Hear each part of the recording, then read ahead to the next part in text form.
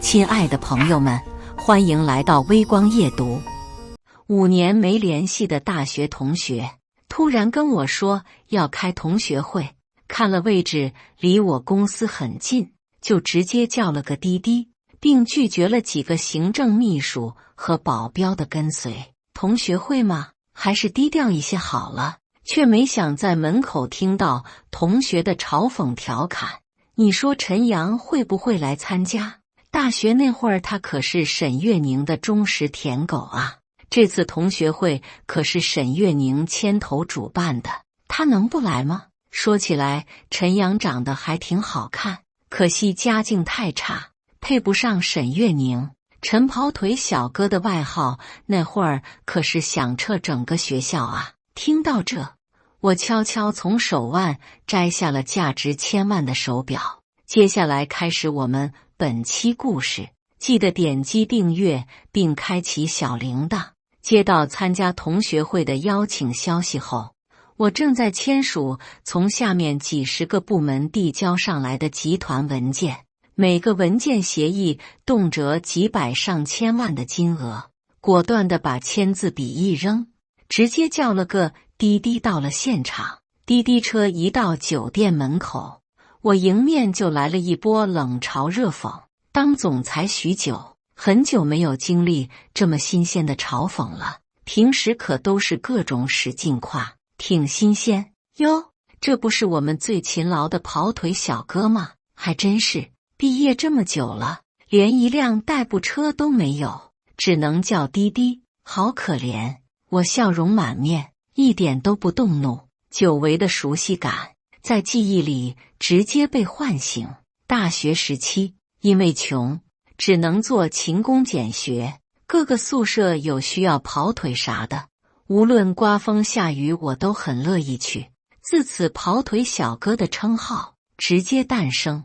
几个都忘记名字的张四李四同学们向我围拢了过来，眼神如 X 光机器对我上下扫描。还是这么穷酸，身上穿的衣服估计都没破3位数吧，连一个国产的牌子没有。我低头一看，确实没有 logo， 因为我都是找国际设计师定制的。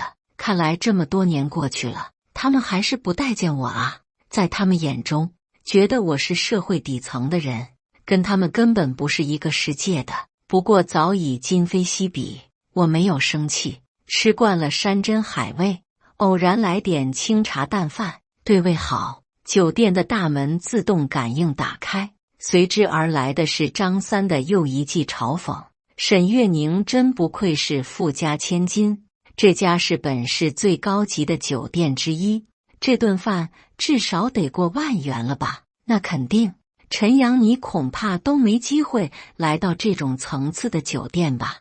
这次同学会可是让你开了眼界，而且还能免费吃饭。酒店大堂哄堂一笑。哦，我差点听吐了，没有气，只是有点恶心。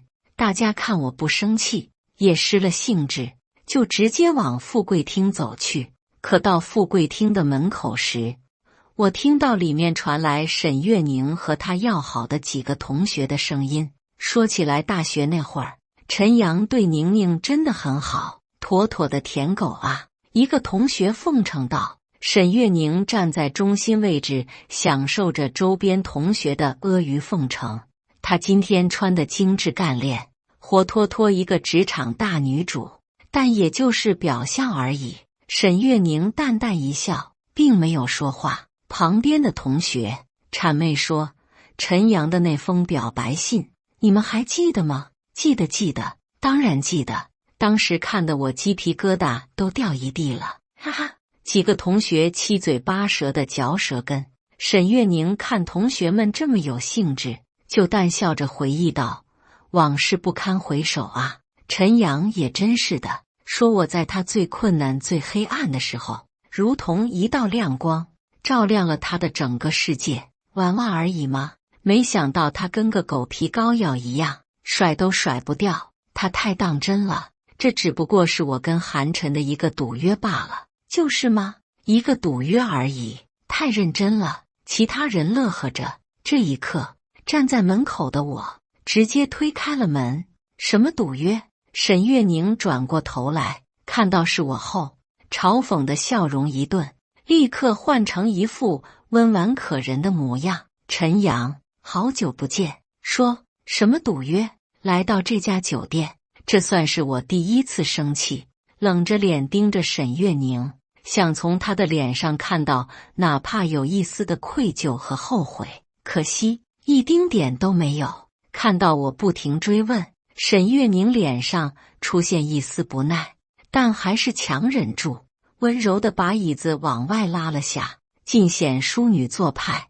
陈阳，先不说这个，你远道而来，先休息休息。我只是瞥了一眼椅子，追问道：说。沈月宁皱了皱眉头，还不等他开口，旁边的狗腿子同学就坐不住了。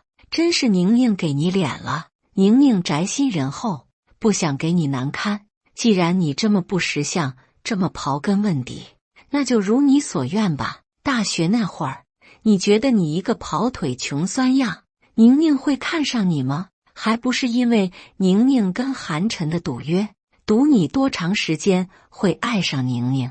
谁能想到你连10天都坚持不住就爱上了宁宁？你的爱情也太廉价了吧。另一个女同学也加入打趣队伍里，故意揭我伤疤道：陈阳的表白信，大家看过的举手。我看过，我也看过。看着一桌子20多个人，男男女女几乎都举手了，我只觉得一股屈辱感从天灵盖喷涌而出，血液在凝固。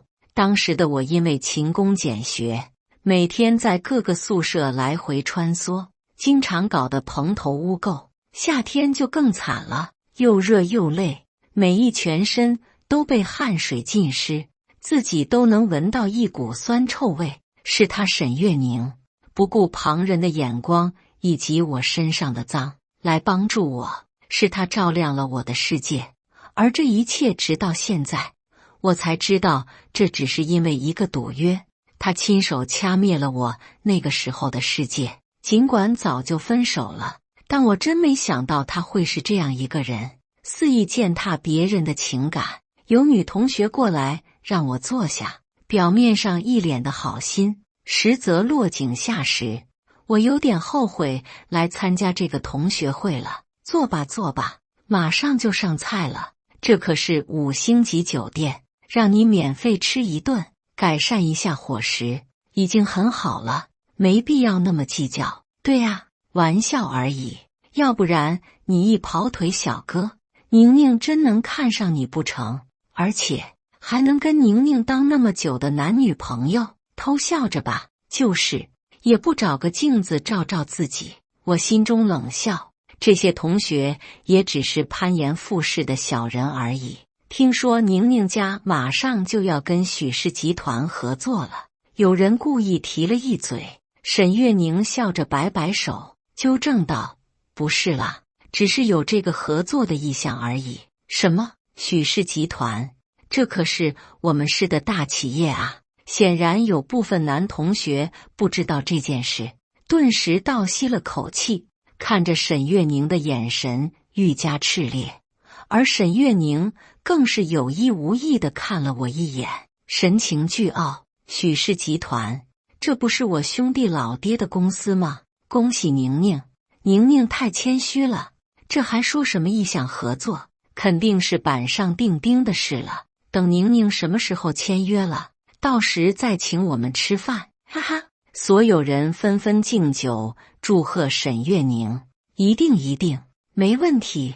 沈月宁一口答应下来，享受着同学们的热情追捧。我做了一些调查，发现这许氏集团跟陈氏集团有一些关系。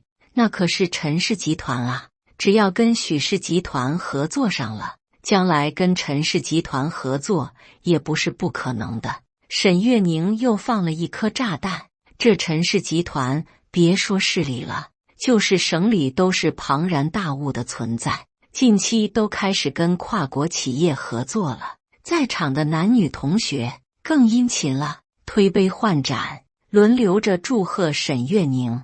看着这群人的作态，我直接笑出了声。陈氏集团不会与你合作。我面无表情地开口。许氏集团也不会。全场包括沈月宁在内瞬间寂静了下来。几秒后，以沈月宁带头，全场轰然大笑。你算什么东西？沈月宁冷眼看着狗腿子同学对我发难，我实在是憋不住了。此次参加同学会，怕同学们对自己有身份距离感，故意低调。没想到他们居然抓着大学时期自己最难堪的一幕，使劲的挖苦。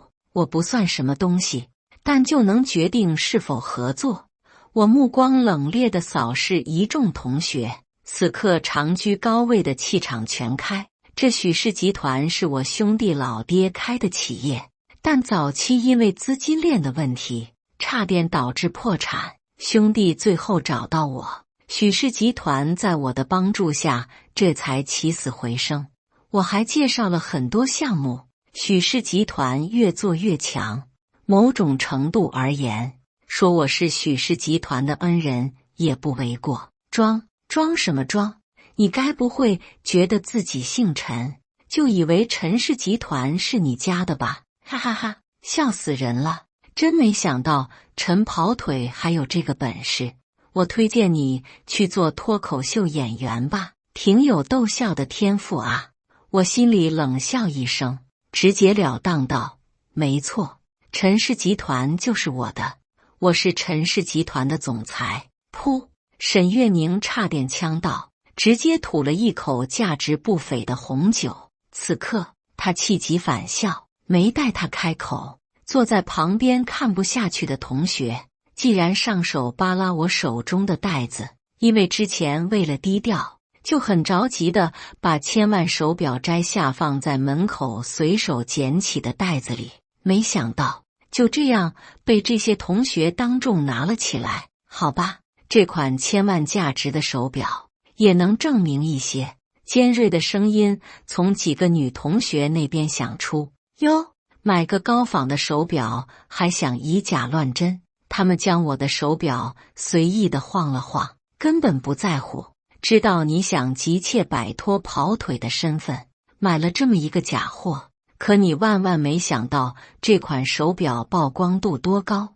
我们男生谁不知道，打脸充胖子，你这样子只会让我们觉得更恶心。我站了起来，想要夺回手表，可是他们在我们面前故意如传球一样丢来丢去，最后在一个同学手上，他看着我过来，轻蔑一笑，直接往地上砸去，表镜碎成渣，零件散落一地，一枚闪着光芒的钻石孤零零地躺在那儿。咦，这颗钻石做的竟然这么真呀！呵呵，假的东西做的再真，它也是假的，真不了。一声悦耳的声音从富贵厅的门口传来，他是韩晨，也是我高中同学，从我手下那边依稀记得，他家是我陈氏集团的供应商，当然也只是其中一个小小的供应商。看到韩晨到来，在场自然不吝夸赞，沈月宁更是一脸优雅地向前牵住了他的手，真是郎才女貌，天生一对啊！我心中冷笑，陈阳，这么多年不见，说实话还是挺让我失望的。韩晨故意捂着鼻子，还是一副穷酸样，好臭哦！不等我说话，韩晨像打发叫花子一样挥挥手又道：好了，免费的饭菜你也吃了，可以走了，这里好像不欢迎你。别！沈月宁拦住了韩晨，你不知道他刚才说陈氏集团是他的，是不是很搞笑呢？沈月宁与韩晨一唱一和，立即让气氛高涨起来，而我的心情跌入谷底，对他们真的很失望，踩着别人的尊严随意碾压践踏。韩晨，你家不是陈氏集团的供应商吗？陈氏集团的总裁是他陈阳吗？要知道他可是姓陈呢。沈月宁一副刻薄的嘴脸，不断煽风点火。其实沈月宁举办这次同学会，是想宣布她跟韩晨的婚事。以沈月宁这种虚荣的女人，韩家也是一条能让她攀附陈氏集团的重要路线，她不会放弃。韩晨此刻嘴角一勾，带着几分玩世不恭，抬手随意地搂着沈月宁的肩膀。他陈阳，陈氏集团总裁。韩晨大笑，想钱想疯了吧？连陈氏集团总裁的身份也敢冒充，真是不知死活。我吐了一口气，这出戏看这么久也该结束了。说实话，他们的确挺有本事，成功的惹怒了我。我懒得多说，直接当着他们的面子，拿起手机直接打给我家的首席采购官 CPO， 你现在马上取消跟韩家的供应合作。电话里首席采购官很惊慌，连忙答应，并且说要赶过来。我没有拒绝，装模作样，我可不是3岁小孩子。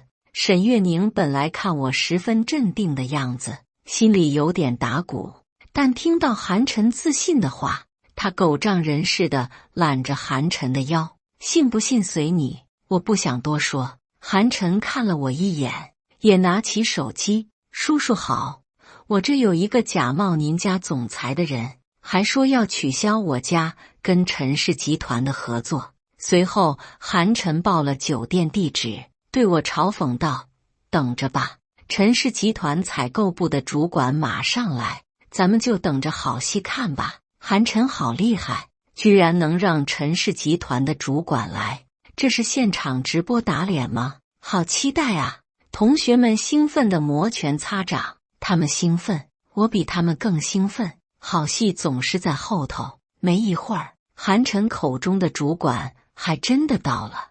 我看着大腹便便的中年油腻男，尤其是他脖子上的确是挂着陈氏集团的工作牌，这人的确是陈氏集团的人。陈氏集团员工那么多，而且还只是中下层，他们不认识我是正常的。只是我有点疑惑，什么时候我陈氏集团的中层会因为合作方一个电话就跑到人家面前？我顿时就觉得这是挺有蹊跷，决定好好看看。我的思维很快就被我家员工打断了。这个胖子挺着个大肚子，大摇大摆地向我走来。就是你吗？敢冒充我陈氏集团总裁，信不信我报警，让警察抓你？胖子伸出肥胖手指，就差点戳到我的眼睛了，态度嚣张。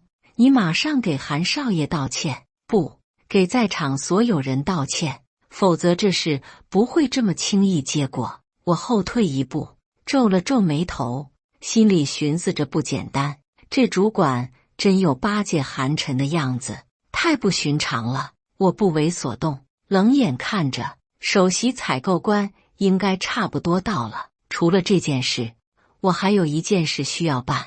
我再次拿起电话，不顾胖子在面前警告，阿佑，你现在过来一下，我把地址发你微信。阿佑是我兄弟，就是许氏集团的少爷许家佑。沈月宁这种拜金女，只是跟我兄弟公司取得了合作意向，就到处装。既然如此，那我不妨给他打个脸。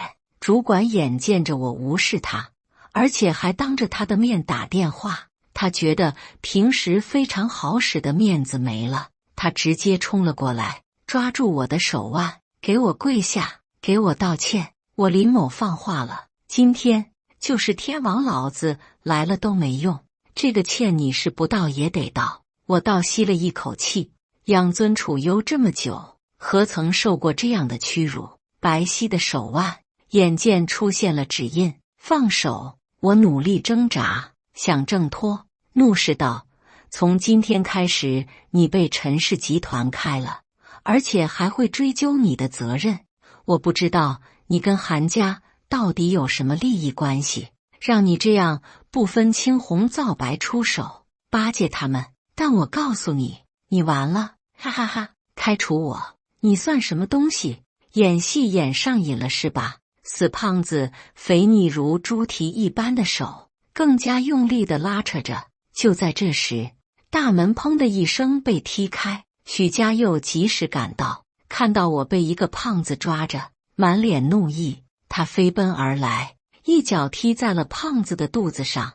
胖子哎呦一声，终于松开了手。胖子定睛一看，他认出了许家佑，原本想还手的手立即收了回去，两只小眼睛在我跟许家佑两人身上不断来回看着，他的脸色顿时有些不好看。许家佑跟我不同，他是许家唯一的儿子，经常会出现在一些电视采访上，所以他一出现，在场的人立刻就惊呼了起来，尤其是沈月凝揽着韩晨腰的手，悄无声息地收了回去。没有人会比他更了解许家佑，他在许氏集团的分量究竟有多大，沈月凝很清楚，只是他打死都不知道，这许家佑在同龄人层次足以高高在上的少爷，为何会突然出现？而且看他关切着急的神色，跟我必然有着难以名状的关联。瞬间的时间，沈月凝满脸微笑地向许家佑说道：“阿佑，你怎么来了？我正想着参加完同学会去找你的。”许家佑正询问着我有没有大碍，听到沈月凝的声音，倒是有点意外。他不知道沈月凝怎么也在这里，所以不假思索地回了一句：“我兄弟叫我来的，也幸好我及时来了，不然不知会被欺负成什么样。”说起这个，许家佑眼里明显的后怕，让我顿感暖暖的。兄弟，沈月凝疑惑地看了我一眼，他肯定没办法将我曾经的晨跑腿与这位上层社会的少爷联系在一起。呵呵，在他看来，我跟许家佑应该是两个世界的人，平行线是不可能有所交集的。许家佑没理他，因为我此刻正将事情的来龙去脉跟他说着，稍作沟通，我就震惊了。沈月凝这个曾经的拜金女友，竟然在追求我兄弟。更恶心的是，方才听同学们的讨论，沈月凝不久后要跟韩晨结婚。渣女啊，渣女中的极品。许家佑越听脸色越青，似乎恨不得手撕了沈月凝。沈月凝，你听着，许氏集团拒绝和你有任何一丝的合作，现在不会，将来更不会。还没完。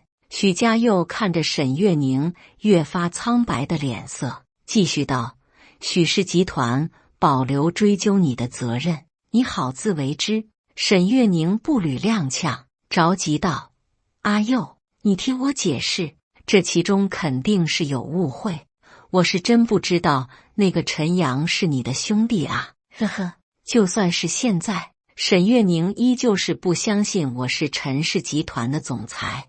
他之所以这样慌乱，只是因为许家佑是许氏集团的少爷。一向高傲无比的沈月凝此刻冷汗直流，他不能断了这条花费了无数心力才好不容易搭上许氏集团的这条大船。想到这，沈月凝充满杀机地看了我一眼，他觉得肯定是因为我才导致他这样的，这是怪我坏了他的好事啊。许家佑冷笑一声，狠狠地推开沈月凝：“我真没想到你是这种人。再说了，即使陈阳不是我兄弟，那你就可以随意践踏别人的尊严吗？联合这么多人取笑他、嘲笑他吗？肆意以赌约的方式赌一个人的爱情，这种做法与畜生有何区别？你明知道陈阳大学时期过得那么难，好不容易有个人进入他的世界，在他觉得世界快要崩塌的时候，你来拯救了他，他是多么的高兴。然而事情的真相是，这一切都是假的，都他妈是假的。渣女，沈月凝，你他妈太渣了，你还是不是人啊？我知道阿佑在为我打抱不平。他说着说着，后面直接想动手了。我按住许家佑的手紧了紧，示意他我没事。此刻全场很安静，韩晨走到沈月宁身边，温柔地拍了拍她的背，然后脸色不满地看着许家佑和我。他很骄傲，即便知道许家佑跟我是兄弟关系，虽有忌惮，但还不足以让他乱了分寸。他自觉他韩家是陈氏集团重要的供应商合作伙伴，这陈氏集团可是要远远强大于许氏集团的。就冲这个关系，韩晨也不惧许家。沈月宁不需要这样低声下气的求他，许氏集团能给你的，我韩家照样也可以给你。这句话让沈月宁苍白的脸色顿时多了一些血色。沈月宁心中快速盘算了下，的确，韩家可是可以直接跟陈氏集团合作的，而且还是重要合作方。只要自己跟韩晨定下婚事，自己家照样可以起飞，跟陈氏集团合作也是迟早的事。好，许家佑，这可是你说的，今天你让我在这么多同学面前丢脸，待我们家腾飞之际，就是你后悔之时。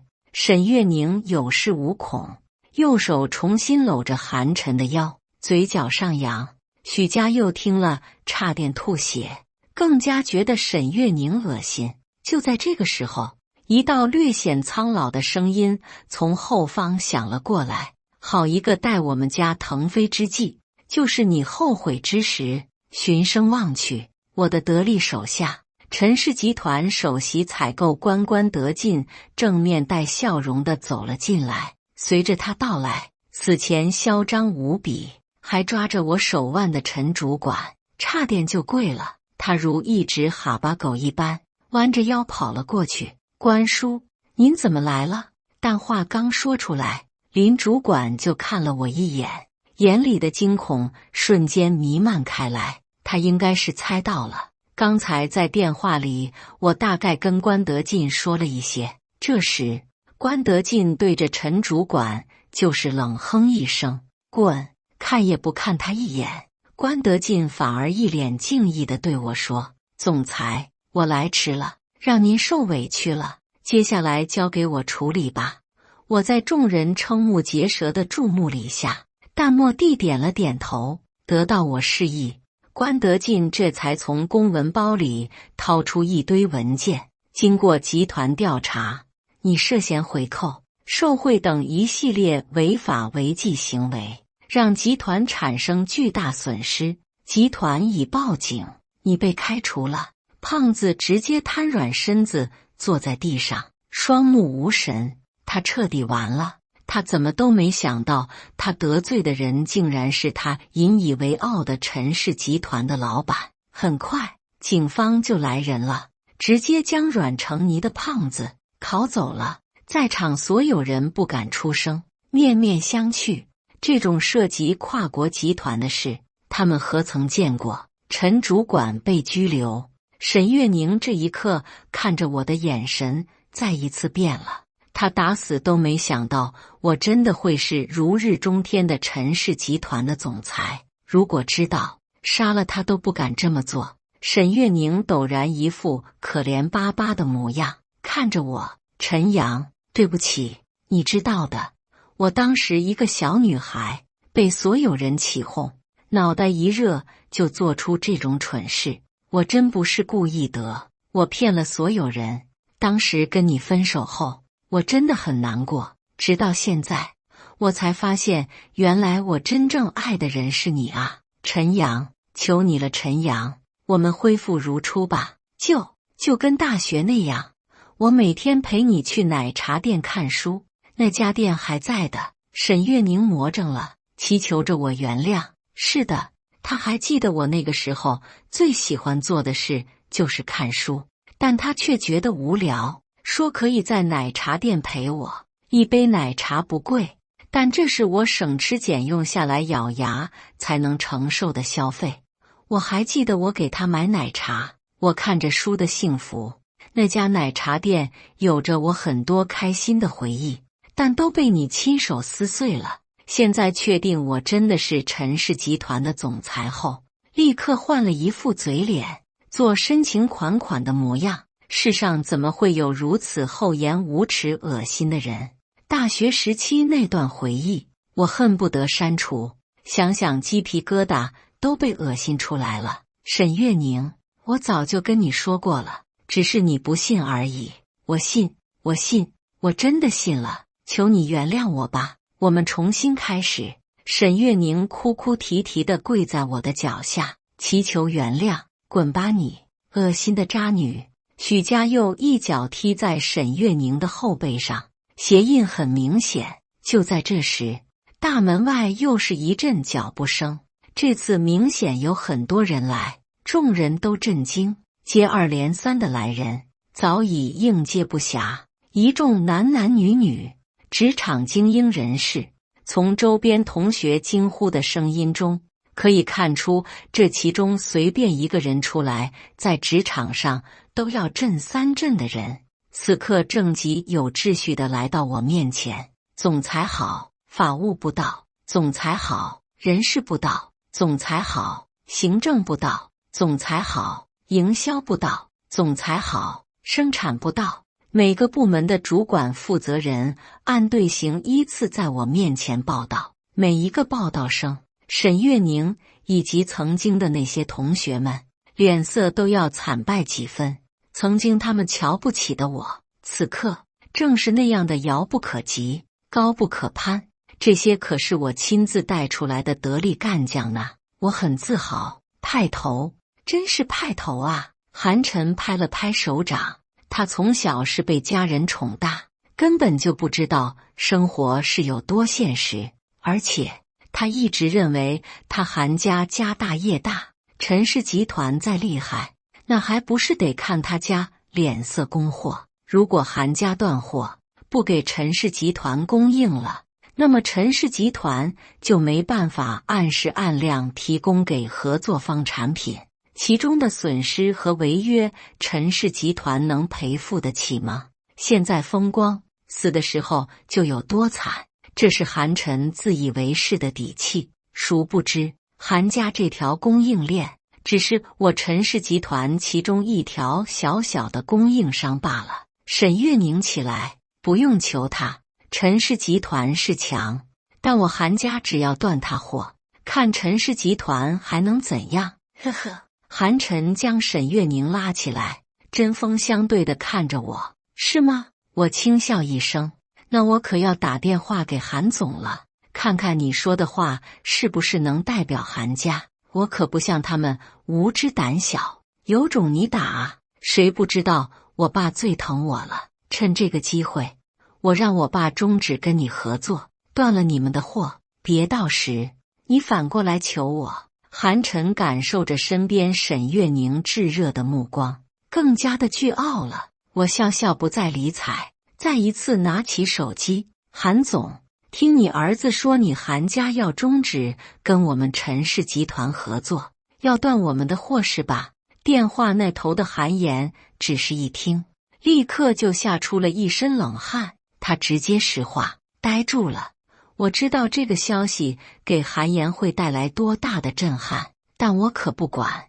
我继续说，那此前你跟我谈的那个合作也一起终止吧？啊，别啊，陈董，这是肯定有误会，是不是我那个臭小子招惹您了？您别生气，等我马上到。我给报了地址，等韩岩到来。韩晨没听到电话里他爸爸的惊恐，此刻依旧一副有恃无恐，可随意拿捏我的姿态。等着吧，我身后一群心腹此刻正强忍着笑意，恐怕正憋得难受。不到10分钟，韩岩风驰电掣地赶到了，满头是汗，怪着急的。韩晨一看自己的底气来了，对我一副你等着吧的眼神，就像他爸迎了上去。爸，这陈氏集团太嚣张了，我们终止。啪！韩晨话还没说完，韩岩就气急败坏的高高扬起一巴掌扇了过去。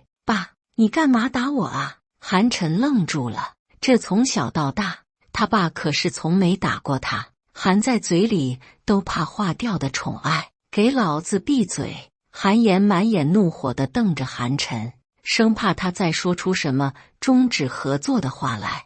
可是韩晨完全没有这个意识。爸，你还不知道什么情况，就是这个小子仗着人多，欺负我和我的朋友沈月宁。